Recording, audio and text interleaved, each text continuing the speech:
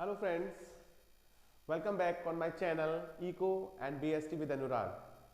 Friends, अगर आपको मेरा ये वीडियो पसंद आए तो please like, share my videos and subscribe my channel and press the bell icon. So बढ़ते हैं नेक्स्ट टॉपिक की ओर. आज हम पढ़ेंगे chapter number 2, basic concept of macro economics. Economics का सेकेंड चैप्टर जिसमें हमें बेसिक कॉन्सेप्ट्स को पढ़ना है कि what are the basic concepts of macro economics. देखिए, अगर हमें नेशनल इनकम को पढ़ना है, अच्छे तरीके से समझना है, देन फर्स्ट हमारे माइंड में ये चीज़ क्लियर होनी चाहिए कि वो बेसिक कॉन्सेप्ट्स क्या है. अगर वो बेसिक कॉन्सेप्ट्स बिल्कुल क्लियर होंगे, वो जो कॉन्सेप्ट्स यूज हम करते हैं नेशनल इनकम में वो बिल्कुल क्लियर होंगे, तो हमारी नेशनल इनकम हमें आसानी से समझ में आ जाएगी. तो आज सबसे पहले हम दो टॉपिक स्टडी करेंगे इस वीडियो में. तो first is domestic territory and the second one is normal resident. Domestic territory की बात अगर हम करते हैं तो domestic territory means the political frontiers. Political frontiers का मतलब है the boundaries of a nation. Suppose that the border of a nation, जैसे हमारा इंडिया है, इंडिया का बॉर्डर है पाकिस्तान के साथ में है, आपका इधर बांग्लादेश के साथ में है, चाइना के साथ में. तो दीज जो बॉर्डर है, ये जो बॉर्डर है, इनके अंदर वाला पार्ट, तो जो पॉलिटिकल फ्रंटियर्स है उस वहां तक हमारी जो टेरिटरी है उसको हम डोमेस्टिक टेरिटरी कहते हैं. तो domestic territory means the political frontiers of a country. But अगर हम इकोनॉमिक टेरिटरी की बात करते हैं तो डोमेस्टिक टेरिटरी में कुछ और चीजें भी इंक्लूड हो जाती हैं, जैसे ships and aircraft owned and operated by normal residents between two और मोर कंट्रीज.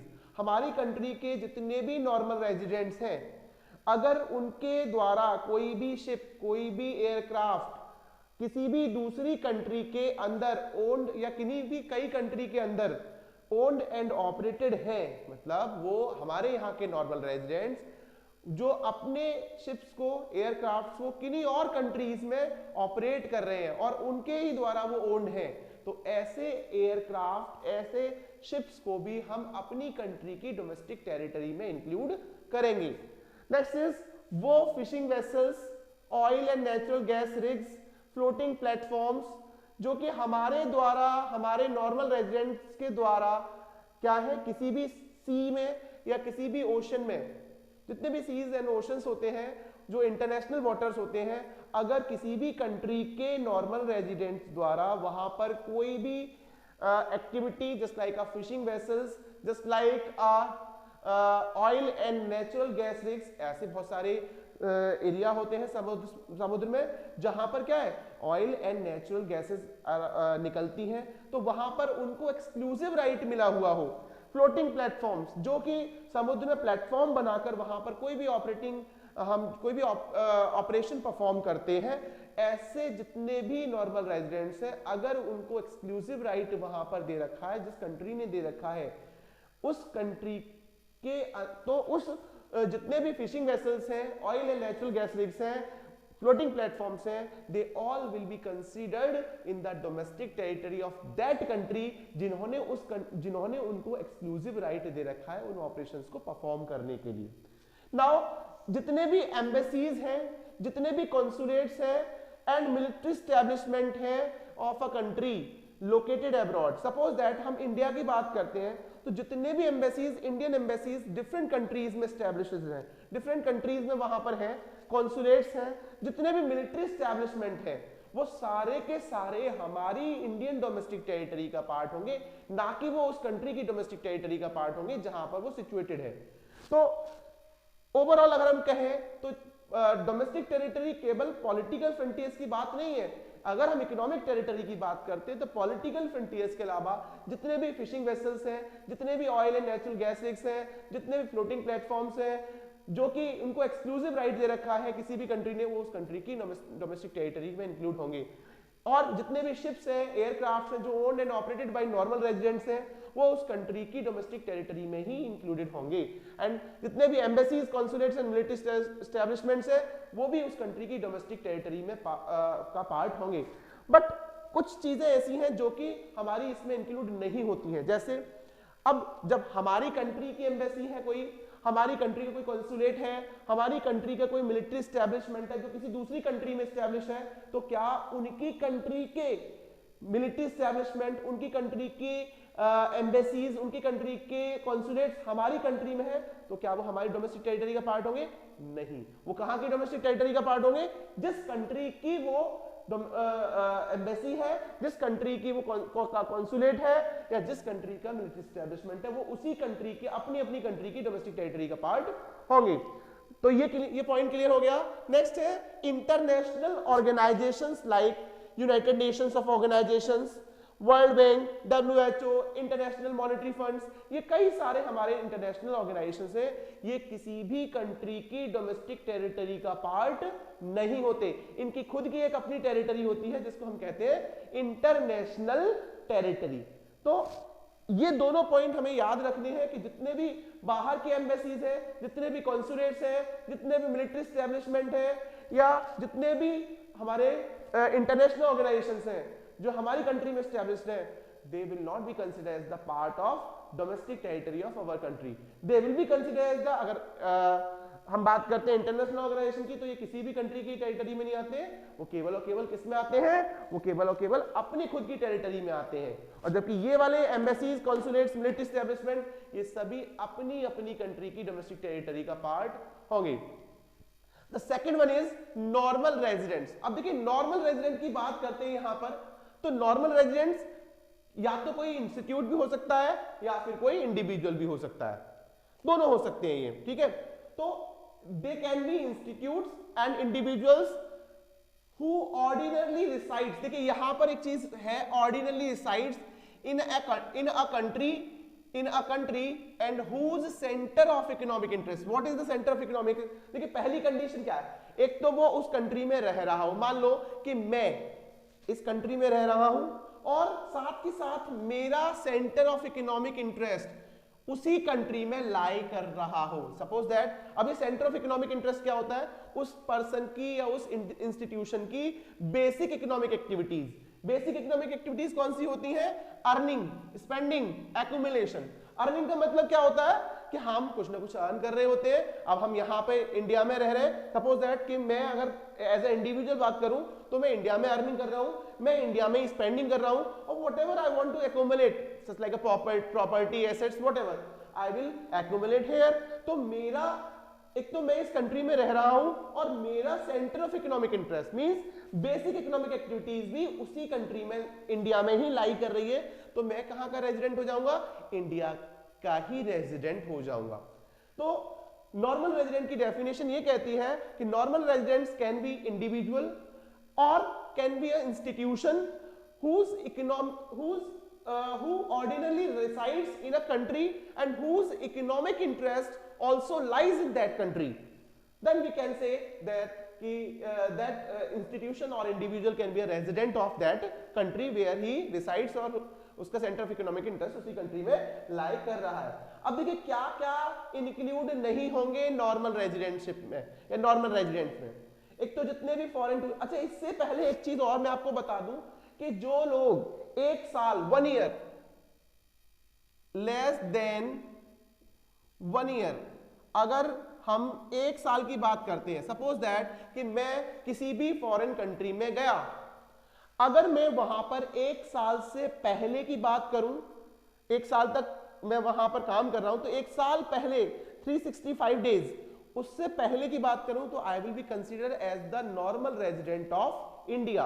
बट जैसे ही एक साल कंप्लीट हो जाएगा तो क्या मैं बन जाऊंगा? मैं नॉर्मल रेजिडेंट ऑफ अमेरिका या किसी भी कंट्री का, जिस कंट्री में मैं रह रहा हूं, वहां पर किसी काम के पर्पस से गया हूं, कुछ इनकम अर्न करने गया हूं, तो मैं क्या करूंगा? उस कंट्री का नॉर्मल रेजिडेंट कहलाऊंगा। इट इज ऑटोमेटिक कॉन्सेप्ट, यहां पर कोई भी लीगल कुछ भी नहीं है। Automatically when you complete 1 year in that country then you will become a normal resident of a country, because ये जनरली एक्सेप्ट किया जाता है कि एक साल के अंदर हम उस कंट्री के अंदर अपना सेंटर ऑफ इकोनॉमिक इंटरेस्ट भी उसी के अंदर हमारा लाइव होता है।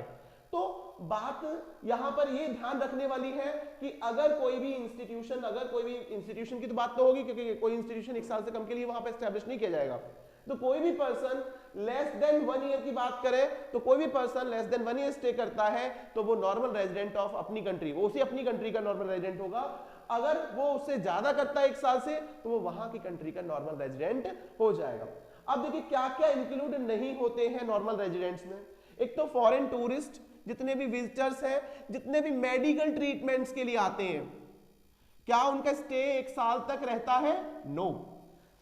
टूरिस्ट प्लेस पर आए हैं, टूरिज्म इंडस्ट्री को एंटरटेन करने आए हैं, तो वो क्या करेंगे? 1 साल से कम ही स्टे करेंगे। विजिटर्स है, कोई भी विजिटर है किसी भी तरीके से हमारी किसी कंट्री में विजिट करने गया या किसी भी एजुकेशनल कॉन्फ्रेंस में गया, कोई भी सेमिनार में गया, वेबिनार कोई भी कॉन्फ्रेंस वहां पर हो रही है उसमें गया, मेडिकल ट्रीटमेंट के लिए गया, तो they will never be consider as the domestic territory of that country जहां वो जा रहे हैं। दे विल कहां के वो होंगे? They will be consider as the normal resident of their country from where they are coming या they are going. Foreign staff of embassies, जितने भी एम्बेसीज हैं जहां पर फॉरेन स्टाफ है, ऑफिशियल्स हैं, डिप्लोमेट्स हैं, मेंबर ऑफ आर्म फोर्सेस हैं, ये सभी क्या होंगे? अपनी अपनी कंट्री के नॉर्मल रेजिडेंट्स होंगे। सपोज दैट अगर हम एम्बेसी की बात करते हैं किसमें कि इंडिया में जापान की एम्बेसी है, तो जापानीज जितने भी ऑफिशियल्स इंडिया में एज अ जो भी एम्बेसडर वगैरह है, जो भी ऑफिशियल्स वो हमारे यहाँ पर काम कर रहे हैं, हमारे इंडिया में सिचुएटेड है वो एम्बेसी, तो they will never be consider as the normal resident of India, they will be consider as the normal resident of Japan. ऐसे ही जितने भी हमारे diplomats, member of arm forces है, मिलिट्री स्टैब्लिशमेंट होते हैं जहां कई कई महीने के लिए वो जो है क्या करते हैं, प्रैक्टिस करने जाते हैं, एक कंबाइन प्रैक्टिस की जाती है, कई सारी कंट्रीज आपस में 2 या 3 कंट्रीज करती हैं, तो वो अपनी चाहे वो एक यहां पर देखिए कॉन्सेप्ट क्या होता है, यहां पर 1 साल वाला कॉन्सेप्ट नहीं होता है अप्लाई। यहां पर क्या होता है, क्योंकि अर्निंग इनकी कहां से होती है? उन्हीं कंट्रीज से होती है जहां के ये हैं, क्योंकि गवर्नमेंट ऑफिशियल्स है तो गवर्नमेंट ही, उस कंट्री की गवर्नमेंट ही उनको पेमेंट करेगी, अर्निंग करेगी, ठीक है। तो इसीलिए यहां पर 1 साल वाला कॉन्सेप्ट अप्लाई नहीं होगा केवल इन लोगों के लिए। नाउ जितने भी इंटरनेशनल ऑर्गेनाइजेशंस हैं, हमने क्या कहा कि इंटरनेशनल ऑर्गेनाइजेशंस नॉर्मल रेजिडेंट्स किसी भी कंट्री के नहीं होंगे। हाँ, इनके मेंबर्स जो होंगे वो किसी भी कंट्री में, देखिए आगे क्या है, हाँ इनके जितने भी मेंबर्स होंगे जो भी इन ऑर्गेनाइजेशंस में काम कर रहे होंगे, वो लोग 1 साल तक जिस कंट्री में काम कर रहे हैं, अगर 1 साल से पहले किसी भी कंट्री में काम कर रहे होंगे तो वो अपनी अपनी कंट्री के, जिस कंट्री के वो क्या है, सिटीजन है, वो वहां के नॉर्मल रेजिडेंट होंगे। बट जैसे ही 1 साल कंप्लीट हुआ किसी दूसरी कंट्री में उनको काम करते हुए, तो वो वहां के नॉर्मल रेजिडेंट कहलाएंगे। जैसे कोई एक जापान का एक पर्सन है, वो इंडिया में WHO के ऑफिस में काम कर रहा है, ठीक है, तो अब वो नॉर्मल रेजिडेंट 1 साल से पहले के लिए तो वो जापान का होगा, और 1 साल बाद वो नॉर्मल रेजिडेंट कहां का हो जाएगा? इंडिया का नॉर्मल रेजिडेंट हो जाएगा।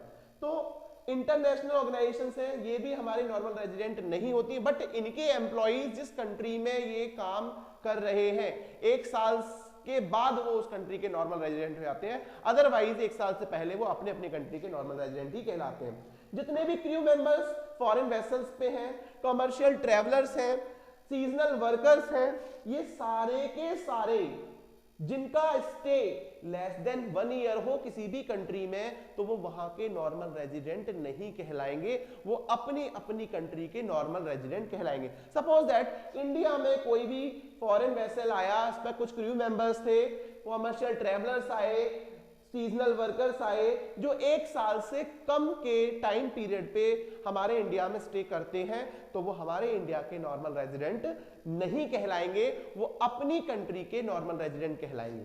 नेक्स्ट इज बॉर्डर वर्कर्स, जो इंटरनेशनल बॉर्डर के आसपास रहते हैं and generally they cross the borders for their economic activities, जो अपनी इकोनॉमिक एक्टिविटीज के लिए क्रॉस करते हैं बॉर्डर को, they will not be considered as the normal resident of that country जहां वो काम करने जा रहे हैं, वो अपनी अपनी कंट्री के ही नॉर्मल रेजिडेंट कहलाए जाते हैं। सपोज दैट अब अमेरिका और मैक्सिको की बात करें, तो अमेरिका और मैक्सिको दोनों बिल्कुल एक वॉल है जिसकी वजह से वो उनको सेपरेट किया जा रहा है, पहले वॉल भी नहीं थी, तो अब वो क्रॉस कर रहे हैं। सपोज दैट मैक्सिको का कोई बंदा अमेरिका में काम करने जा रहा है और उसके बाद वो मैक्सिको में लौट आता है, तो they will be that person will be considered as the normal resident of Mexico, not America. Same in case of America. तो जितने भी बॉर्डर वर्कर्स हैं वो क्या होंगे, वो अपनी अपनी कंट्री के ही नॉर्मल रेजिडेंट कहलाएंगे, वो किसी दूसरी कंट्री के नॉर्मल रेजिडेंट नहीं कहलाएंगे। तो आई होप सो कि ये टॉपिक आपको समझ में आ गया हो। अभी आप स्क्रीनशॉट लीजिए, कुछ देर बाद में अभी आता हूं।